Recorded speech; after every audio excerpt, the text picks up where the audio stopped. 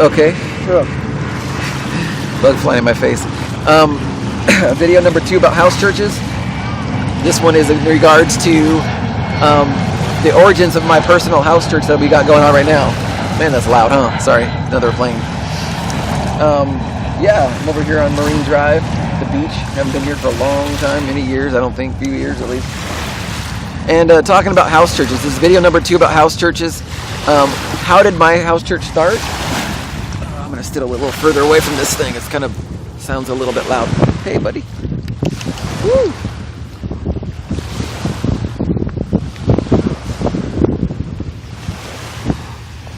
See if I can get a better... So the house church for me, it started like this. It was more along the lines of sit in the sand here. My house church started with sermon index. Okay, that was a really big part of it, because when I first started, me and one other teamed up with her for a long time, and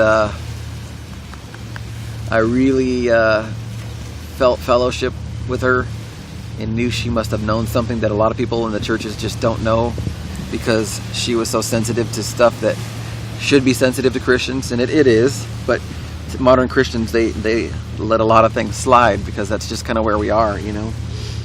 We can see right now, like with Chris Lom and just all kinds of just crazy stuff, people walking labyrinths in the emerging church, and just, I mean, the list goes on and on and on about so many obviously way cracker stuff going on in the churches today. And to us, that's like, oh man, look how far it's going, you know, and pretty soon it'll be normal. It'll be normal Christianity, and we'll be considered the nutties. We'll be considered crazy.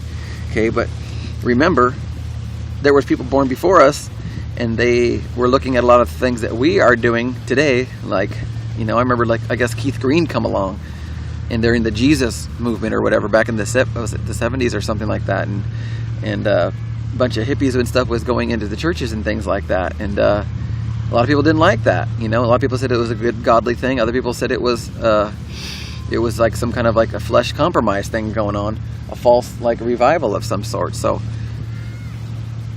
anyways, we just got to recognize that there's a big difference, and it's been changing before we were born, you know. So I'm saying, like, things that was old-fashioned for us could have been like the new weird thing coming on to the old church, and I'm saying I believe that it was. So I'm only 40 years old, and I'm pretty sure the devil was attacking the church before I was born. That's basically what I'm saying.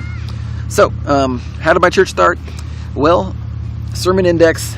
After my own testimony, my testimony was very severe. I had a very severe conversion.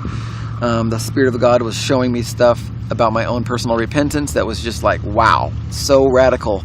And I was just like, man, no one's going to believe this. This is not even something that you've ever heard, I've ever heard taught. You know, I've heard some neat testimonies. I've heard some cool things of God, and, you know, we've heard some of the baby steps and things like that, and that's about what it was. And what I'm hearing from the Lord is so extreme. I just don't know that this is something anybody's ever heard about or whatever. So it took me about 2.5 years to find teachings that matched my own extreme encounter with the Lord. And so after that happened, what happened is several years of just wrestling a lot with the mainstream churches and just like, what's going on here, and never being at total peace with them.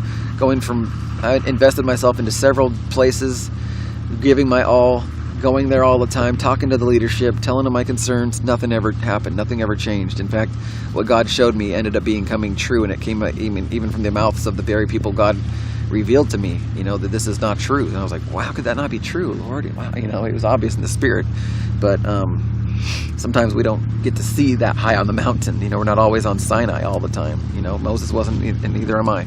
But anyway, so I thought it would be more profitable to stop going to places where you see so much obvious compromise and start to go to just go home and listen to sermon index and then pray. Because I remember one time I had like 4 brothers. We were all sitting on my bed downstairs in this one place out in Beaverton, and we were watching Paul Washer, and he was just cracking the whip. I mean, like, he was preaching about regeneration and just plowing and plowing and plowing. It was so radical, and I'm like, man.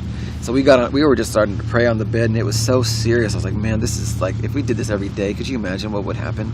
do you think we'd actually get somewhere? It felt like it really would. It was like, man, this is radical. It was so cool. And so sister and I, we got together with another couple people, another family, and then another couple, married couple, and another brother that he's off and on with us for a couple years, not really consistent, and he came, and another guy that he introduced me to, him and his kids came. So the first group was pretty big. We had a lot of people there, and just started to talk about the vision and shared some things and street preaching and met some more people, and more people was coming, and people would come and not come, and it was just always kind of messy, and some of the people weren't really on page and they didn't have an ear to understand what was going on, so it was very distracting and all that kind of stuff. So just because of what God has started in me, I knew that I had to hold fast to that, because I could feel when it doesn't feel right. I'm just like, this is not even church, why are we separating to have church when regular churches are even more organized than us? This is pathetic. It seems so fruitless at times. A lot of the times it felt like that. So it's like, this is such a waste of my time. So I got to the point where I'm just like, man, I want to make sure that I'm sticking to the vision and all that kind of stuff. And I did. So some of the things I would say is be very upfront from the beginning about what you want. And like I tell people now, nobody should come to the group unless someone has really explained to you how we do it, because we're not a small group. We are a very serious church group that is very serious about very hard truths to get back to where we come from. So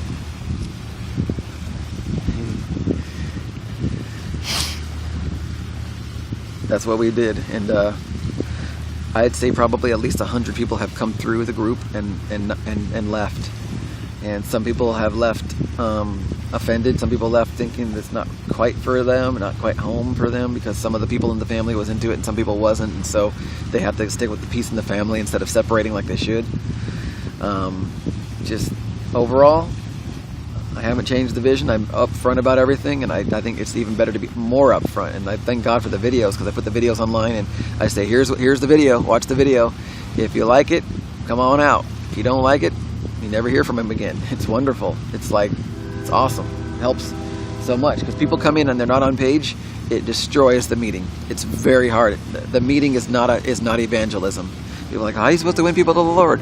All during the week is street preaching and hard work and taking care of things, putting tracts everywhere, working with people one-on-one. That's the outreach during the week. The weekend comes, and that's when I do the church stuff, whether just Saturday or Saturday and Sunday. We started implementing back into the mountain again. So Saturday night, last Saturday of every month, we have a mountain church.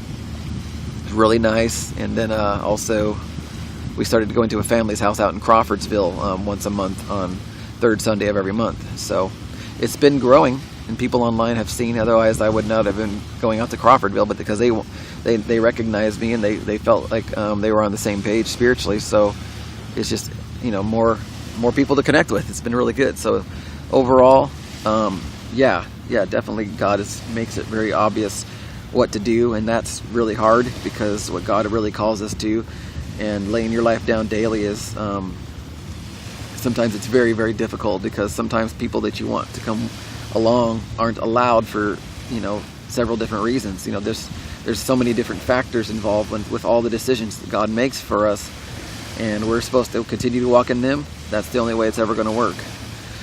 It's been the hardest thing. It's been so hard, but that's who I am now. I'm a new person in Jesus, and this is literally the only place I've ever felt like I really can be myself. First church I've ever gotten total victory over my greatest challenges.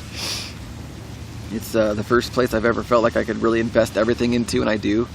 I don't just do the 10% tithing. I don't know whether you believe in that or not, but I give way more to this group than I have ever given to anything I've ever gone to. And I've always wanted to give my best. God, I'll give my best, and whatever they do with the money is their decision. So how did it start? God touched my life, and I just told people this is what I believe, and people started listening, and some people listen a little. They come once a week, once a month, once a year. They never come back. Some people leave happy, some people leave mad, some people leave sad. Altogether, I haven't changed the vision. People come there and they try to change it into something else. It never works, because I'm never going to change, because it just doesn't feel like, it's just not me, to be, trying to play a different role than what I know the Lord has led me into. So, God makes it clear that what's right and all that stuff. So that's where the church came from. Basically, I wanted to relive that moment on my bed with my brothers, watching Paul Washer, and how severe the tone felt. So now this feels like we could actually have serious prayer, because the tone was set, so we could actually have real prayer. It was so powerful, and we've had those moments a couple times, and I hope that they can happen again and again. But the church is awesome. I love the church. I would never change churches. I've seen some other great things going on other places and good strength that I can't wait for us to get to. But our church is awesome. It's really, we're really, really lucky to have it. And we've come a long way, and I work with people who've been through a lot of really crazy stuff. Seems to be the only kind of people who will listen to this kind of talk. People who've been through catastrophes, people with near-death experiences and real wake-up calls to really shake them out of the comfort of lukewarm Christianity, which is so easy to fall into, one of the most dangerous traps there ever was. And so here I can take a very heavy stance about, all that I believe. What do I do? We sing the old hymns for the most part, a lot of the old songs. We have the old King James Bible. Sometimes we watch Sermon Index, and mostly I just preach and we discuss things. We have dinner, and we hang out for several hours every weekend, like 4 to 5 hours every Saturday at least, and Sundays too sometimes. And we travel together, a lot of different things. So it's a really, really awesome group, and it's really powerful because I'm the leader of it. It's important that I'm really on time with God and I don't compromise, because I've tried a couple little things here and there, and boy, oh boy, it sure does make it feel like you're not even at church. It makes you feel like you're just straining, and it just feels dead. It's really not cool. So that's kind of where it started from. Basically, Sermon Index. It was called the Sermon Index House Group at first, or a Saturday gathering. And why did I do it on Saturdays? Because one of the families that wanted to come, they wanted to make that their church, but the husband he was already heavily involved at the Sunday church. So I said, okay, let's just do it Saturdays, And even though they left, not even doctrinal I'm not sure. There was a lot of different reasons they had to leave, and so we just kept doing it on Saturdays, and have every single Saturday people have come. So it's pretty cool, considering I've seen tons. There's been hundreds and hundreds of small groups from like mega churches, and they're under a covering, and they still don't last very long. They last for like a year, maybe 2 years. One of the small groups I was in lasted for like 3 years, and everybody's like, wow, how'd this thing last so long? And I'm like, well, people get together, they don't hardly ever preach. They just sit there and play games. They talk about stuff, eat chips and drink soda pop, and talk about work, and it's like a dating game. And a lot of the people in there were really, really in the flesh. It was really bad. And I could go on and on about how not cool it was. So anyways, thank God for all the strength in all the places I have been, but overall I had a very hard time getting victory being around people who were speaking a different language. You know what I'm saying? So that's where the church came from. Is God evident in it? Oh, absolutely. Absolutely. It gives me something to say every week, something very real to say, whether I had a lot of time in the Word or not. It's really, it's hard to be a pastor and see that I didn't spend that much time in the Bible like I need to, but God is faithful to give me sight every week and be able to release that to people, which is really cool, And I've seen people like who are ministers, and they say, "Oh man, I studied all week, and I got nothing." Well, sometimes I don't study that much, and God gives me something. So there's always something very real, something very tangible and very vivid about the group concerns. Just like I said, just stick to the truth, stick to what you believe. Don't feel like you have to have numbers, because if you do, you'll compromise, and it's not worth it. Because then you won't have the treasure that you wanted anyway. So, anyways, that's the history of the church. Basically, Sermon Index House Group, just to pray with old-fashioned preaching, helping set the tone.